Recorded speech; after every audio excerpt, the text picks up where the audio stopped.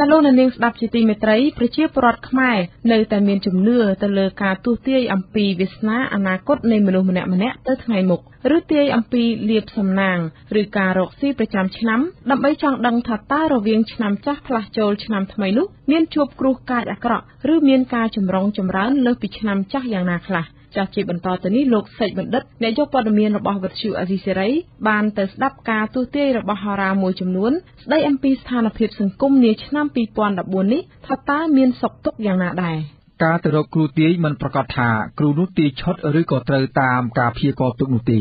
ក៏ប៉ុន្តែមនុស្សនៅតែមានជំនឿតគ្នាជាបន្តបន្ទាប់នៅក្នុងឆ្នាំ2013ចូលឆ្នាំ2014ខ្ញុំបាទសូមនាំអារម្មណ៍លោកនាងទៅជួបជាមួយនឹងគ្រូទាយពីរកន្លែងដែលនៅដាច់ឆ្ងាយពីគ្នាលោកនាងកុំទាន់អាចជឿតែសូមជួយពិចារណាទាំងអស់គ្នា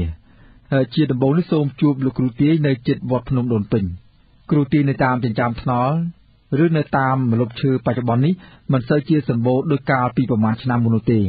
ដោយសារតែអាជ្ញាធរសាលារាជធានីភ្នំពេញបណ្ដេញឲ្យទៅតាំងអាសនៈនៅកន្លែងផ្សេងស្ត្រីគ្រូទាយម្នាក់អាយុប្រមាណជា60ឆ្នាំដែលតាំងអាសនៈជាប់នឹងរបងសួនកុមារខាងត្បូងវត្តភ្នំគ្រូទាយវ័យចំណាស់រូបនេះមើលទៅដូចជារវល់នឹងមុខរបរទស្សន៍ទាយនេះគួរសមសូម្បីតែសក់ក៏មិនសូវជាមានពេលសិតផងមកទៅបានជាសក់គាត់មិនសូវជាមានរបៀបរៀបរយប្រមាណទេចំណែកអាសនៈដង្វាយគ្រូក៏មិនសូវជាមានអ្វីច្រើនដែរគឺមានតែកូនតុកមួយផ្តិលខាត់ធំមួយមញ៉េចាក់ភ្លេងពិនពៀតមួយនិងស្លាកយីហោមួយផ្ទាំងដែលសរសេរថាមើលបៀតម្លៃសេវាឬហៅថាត្រណិតគ្រូនោះក៏បានសរសេរបង្ហាញឲ្យដឹងជាស្រេចគឺចំនួន 20,000 រៀលដើម្បីកុំឲ្យអតិថិជនពិបាកនឹងសួរឬក៏ច្រឡំដាក់តិចជាងនេះនៅពេលដែលសាកសួរពីជោគវាសនាបុគ្គលម្នាក់លោកយាយគ្រូឆ្លើយមិនសូវតល់ទេ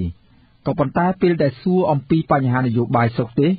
ឬក៏សុខទុក្ខប្រជាពលរដ្ឋទូទៅនៅក្នុងប្រទេសក្នុងឆ្នាំ2014នេះតើមានសុខទុក្ខឬក៏ការរកស៊ីកាក់កបយ៉ាងណានោះលោកយាយរៀងអល់ឯកហើយក្រវីក្បាលបដិសេធថាមិនចង់ពាក់ព័ន្ធនៅក្នុងរឿងនេះទេមើលរឿងខ្លួនឯងអត់មានមើលរឿងប្រទេសជាតិហ្នឹងហើយគ្រូអត់ចង់មើលចង់ឲ្យខ្លួនឯងទៅសួរហ៊ុនសែនមិនចឹងទេគ្រូអត់ចង់លោកដៃទេ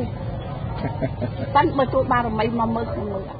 ទោះជាយ៉ាងណាលោកយាយគ្រូរូបនេះថាចាំបួងសួងសួរទូសបារមីលោកយាយដូនពេញសិនតើគាត់ព្រមអនុញ្ញាតព្រមឲ្យមើលឃើញពីអនាគតប្រទេសជាតិនិងសុខទុក្ខរបស់ប្រជាពលរដ្ឋនៅឆ្នាំថ្មីនេះដែរឬក៏យ៉ាងណាសម្រាប់ឆ្នាំថ្មីសុខទុក្ខប្រទេសខ្មែរយើងហ្នឹងពលរដ្ឋទាំងមន្ត្រីតូចមន្ត្រីធំហ្នឹងរកទីធ្វើកិច្ចការអីឆ្នាំថ្មីហ្នឹងវាអាចទៅឬមិនទៅមិនទៅសុខឬក៏មិនសុខចម្រើនក៏មិនចម្រើនរយៈឆ្នាំថ្មីហ្នឹងចាហ្នឹងហើយអញ្ចឹងមានរដ្ឋាភិបាលបារមីយើងបាទចេះគុណថ្វាយបង្គំពុទ្ធពធព្រះសង្ឃព្រះអង្គថែរក្សាលោកយាយម៉ៅលោកយាយពេញសុំយាងគុណចាប់មានការបន្តិចលោកតាមម្ចាស់ទឹកម្ចាស់ដី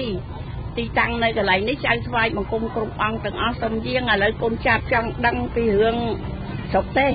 ល្អឬមួយអាក្រក់សុំយាងបារមីយាងក្រោយពីបួងសួងហើយលោកយាយគ្រូធ្វើមុខរៀងជ្រួចបន្តិចហើយឆ្ងល់ថាហេតុម៉េចបានជាឆាប់ម្ល៉េះលោកយាយថា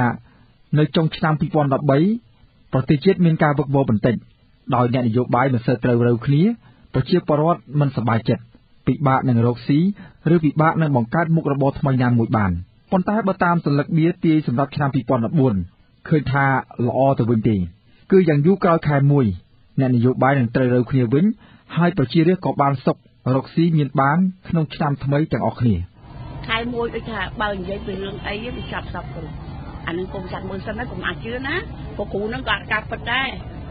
នឹងគ្រូអត់អួតទេលោកយាយម៉ៅហាមដាច់ខាតរឿងអួតមិនឲ្យអួតប៉ុន្តែរឿងនឹងមិនធម្មតាទេប៉ុន្តែក្នុងសិលឹកវាខ្ញុំទៅចេញលទ្ធផលជាល្អមិនដែលចេញទេនេះបើតាមលទ្ធផលពីការទស្សន៍ទាយតាមសិលឹកវាប៉ុន្តែសម្រាប់ចិត្តលោកយាយគ្រូផ្ទាល់ហាក់មានការងឿងឆ្ងល់ថាចុះហេតុអ្វីបានជាឆាប់ម្ល៉េះលោកយាយបានមើលបន្តទៀតថា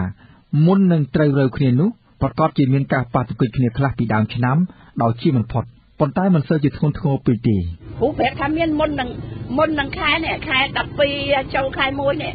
មានកន្លែងមានគេធ្វើបន្តិចទួយហើយមានឈានបន្តិចគេកូនរឿងឲ្យអត់សោះអត់មានទេមាន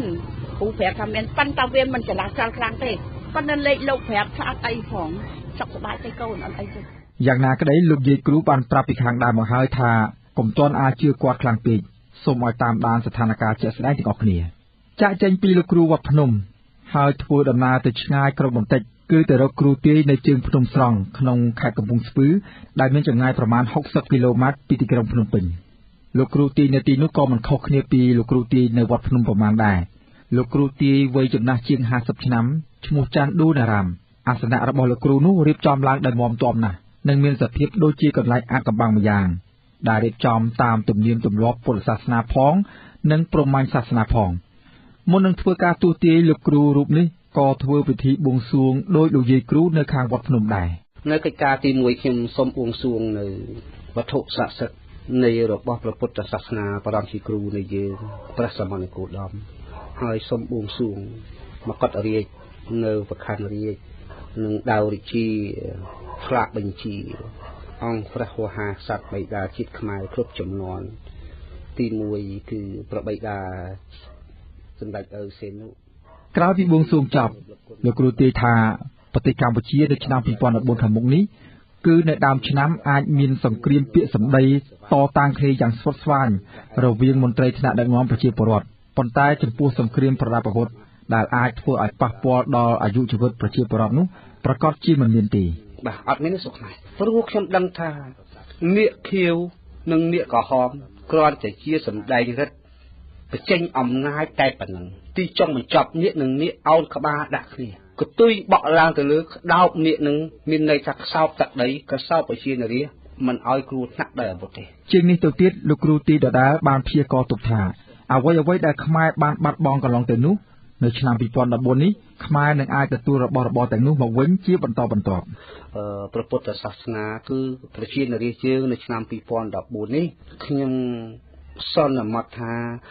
នឹងកិច្ចការអ្វីនឹងឡើងទាំងអស់ពីសេដ្ឋកិច្ចបាទសេដ្ឋកិច្ចនៅក្នុងពិភពលោកទាំងអស់ត្រូវការយកលុយមកឲ្យខ្មែរវិញពេលដែលអ្នកឯងយករបស់ខ្មែរអស់រយៈ90ឆ្នាំអ្នកឯងត្រូវតែយករបស់នឹងមកឲ្យខ្មែរវិញចឹងមានន័យថាយកលុយបាទមាសហោះលុយហោះគឺត្រូវយកមកឲ្យខ្មែរទោះខ្មែរបាត់ដីទោះខ្មែរបាត់ដំណាំចម្ការទោះបីជាខ្មែរបាត់ផលនៅធម្មជាតិត្រីមច្ឆាក្តីគឺពេលនឹងពិភពលោកទាំងអស់មិនថាប្រទេសណាត្រូវតែមកជួយខ្មែរទាំងអស់យ៉ាងណាក៏ដោយការពោលឡើងទាំងនេះគ្រាន់តែជាការព្យាករណ៍ទុកទៅតាមទំនៀមដែលពលរដ្ឋធ្លាប់មានជំនឿតាំងពីបុរាណមកហើយមិនមានចែងនៅក្នុងគម្ពីរព្រះពុទ្ធសាសនាទេសុភាសិតបុរាណខ្មែរក៏បានលើកឡើងដែរថាគ្រូទាញម្ដាយថានិងសុភាសិតមួយទៀតបានពោលដែរថាភូតនៅហោចោលនៅជាងបើតាមសេចក្តីពន្យល់នៅក្នុងវចនានុក្រមរបស់សម្ដេចសង្ឃជួនណាតចំពោះពាក្យថាក្បួនហោឬទំនេរហោនោះបានឲ្យដឹងថា